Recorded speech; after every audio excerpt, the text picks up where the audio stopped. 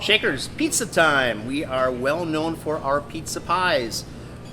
For 30 odd years, we've done really, really tasty pizza pies. In fact, we'll put it against just about anybody in town. Thin skin, thin crust to begin with. I like to use a little bit of olive oil. In this case, we're using a Greek extra virgin olive oil. Just a little bit. We have this really dense tomato paste. Pizza sauce. It is herbed. We'll put in more herbs into this.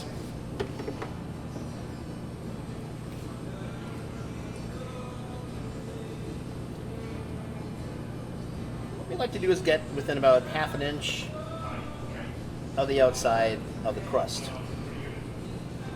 Move it around a little bit so you have a nice consistent little coating. Shredded mozzarella.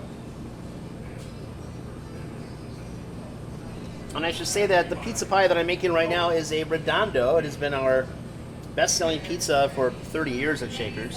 And it's a combination of marinated artichoke hearts, shredded mozzarella, goat cheese. We have a little ball type of fresh mozz here, and in contrast to the shredded mozz here, we have fresh basil pesto, sun-dried tomatoes, and caramelized onions. One of the really cool things about this is that we are using a marinated artichoke heart. So when we marinate these, we push the citrus in here, and we have just some incredible flavors that come off of this. So as you take them out of the marinade, it's really good to pat them dry first, because you don't want to have extra moisture taking place with your pie. So then just a little bit of the house-made pesto as well.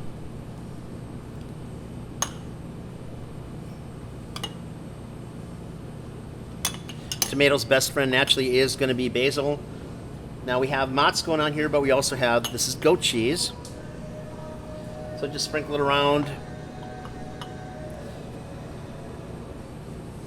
Time for our fresh mozz balls. It's going to be exploding in your mouth. There's little islands of flavor. It's just going to be really cool. Caramelized onions.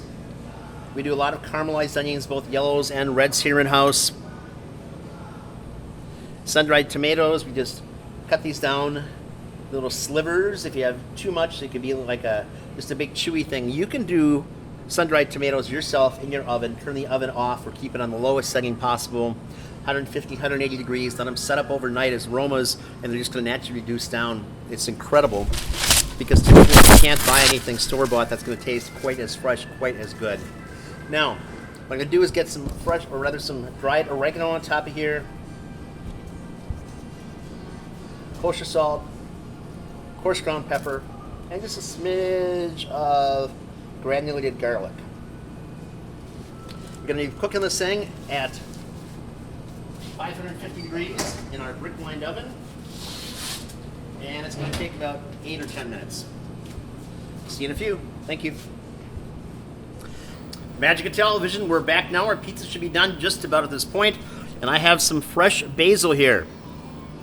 And I like to wait to the last moment possible for a fresh basil, and I'm going to cut this into a chiffonade, which means I'm just going to roll it like this, like a cigarette or cigar perhaps, and just real thin, fine little tendrils.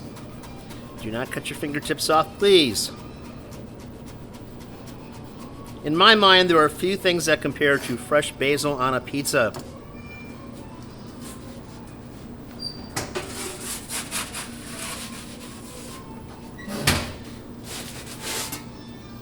Steamy golden pizza.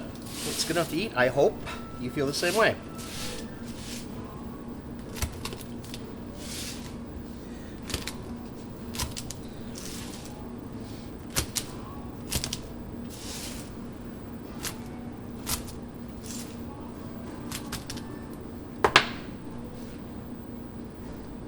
Pizza, meat, basil.